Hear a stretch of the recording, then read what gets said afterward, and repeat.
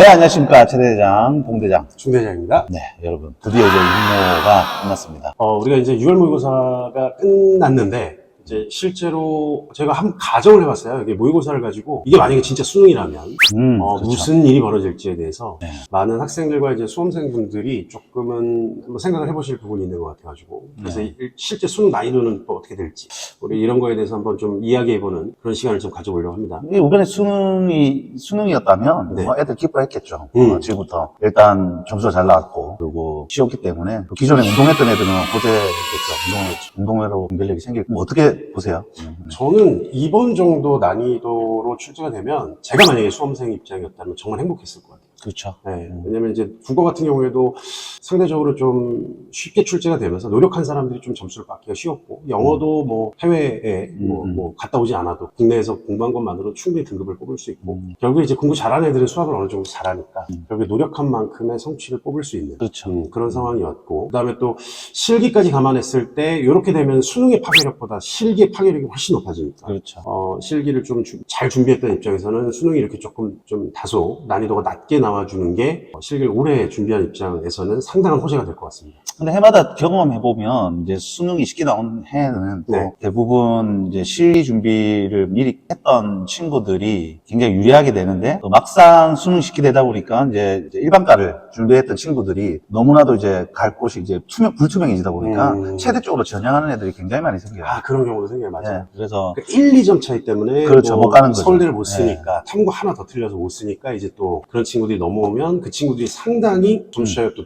높은 포지션에 있게 되니까 그런 차이도 있을 수는 있겠네요. 네. 근데 수능이 3배수가 있기 때문에 네. 촘촘하게 이렇게 구성이 되어 있을 거고, 그럼 이제 결국은 그 사이에서 기존에 운동을 했던 친구가 3배수 안에 들게 되면, 그러니까 이렇게 정리하면 될 것 같아요. 만약에 수능이 이런 식으로 쉽게 출제가 된다면 1단계 3배수의 경쟁률은 굉장히 치열해진다. 난이도가 있으면 1단계를 통과할 수 있는 수가 굉장히 제한적이어지는 반면에 수능이 쉬워지게 되면 난이도의 불투명성이 생기면서 이제 성적의 스펙트럼이 너무 촘촘해지기 때문에 수학 한두 문제 차이로 나도 되지 않을까 이런 이제 심리가 작용을 하게 되고, 결국에 커트라인 근처에 있는 굉장히 많은 학생들이 비슷한 점수에 걸려있게 되면서 3배수의 경쟁률은 높아지게 되죠. 만약에 이렇게 되면 연대나 고대 같은 경우도 어떻게 될까요? 거의, 그러니까 수능이 이렇게 받았다라면 이제 연대에 집중을 해야 되지, 고대에 집중을 해야 되지, 혹은 아니면 서울대에 올인을 해야 될지, 굉장히 혼란스러워지면서 연대, 고대를 미리 준비하지 않았던 학생들 같은 경우는 이제 혼란스럽죠.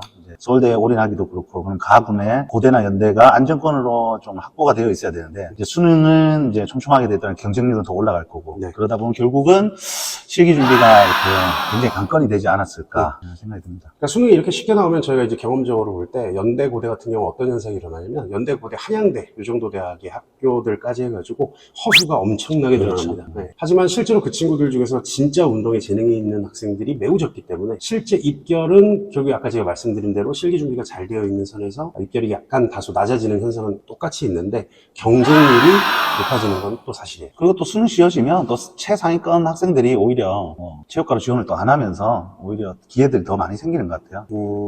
그거는 또 모르겠어요. 요즘에는 점수가 높은데도 또 쓰는 아이들도 또 소신 지원하는 애들도 있으니까. 그렇죠. 일단 뭐 올해는 아무래도 여러분들 실기 준비가 제일 관건이지 않나 이렇게 저는 생각을 합니다. 어떻게 마지막 마무리 한 번만 부탁드릴게요. 네, 이번 6월 모의고사 보느라고 고생들 많이 하셨고요. 수학이 조금 다소 이제 고3들 입장에서는 어려웠을 수가 있는데, 전체적인 맥락에서 봤을 때 수학도 예년과 비교했을 때 그렇게 굉장히 어려운 시험은 아니었다 라고 좀 생각을 하시면 될 것 같고, 그 다음에 국어 좀 많이 쉬웠습니다, 솔직히. 그 다음에 수학도 상당히 쉬웠고, 탐구도 좀 전체적으로 쉬웠고, 이슈가 될 만한 거는 이제 2과목, 평균 점수가 굉장히 높게 나왔는데, 과학 2과목, 갑자기 이제 와서 과학 2를 선택하는 그런 비극적인 선택은 하지 말기를 부탁드리고요. 저는 뭐 한 가지만 더 이야기하자면, 약간 이번에 수능 치면서 좀 자신감을 얻었던 친구들은 뭐 서울대 연고대 한번 도전해볼 만해요. 그래서 기존에 서울대 연고대를 꿈꾸지 않았던 학생들 같은 경우도 점수가 약간 올라갔다고 본인이 느껴지면 이 기운을 벗삼아서 좀 더 열심히 하면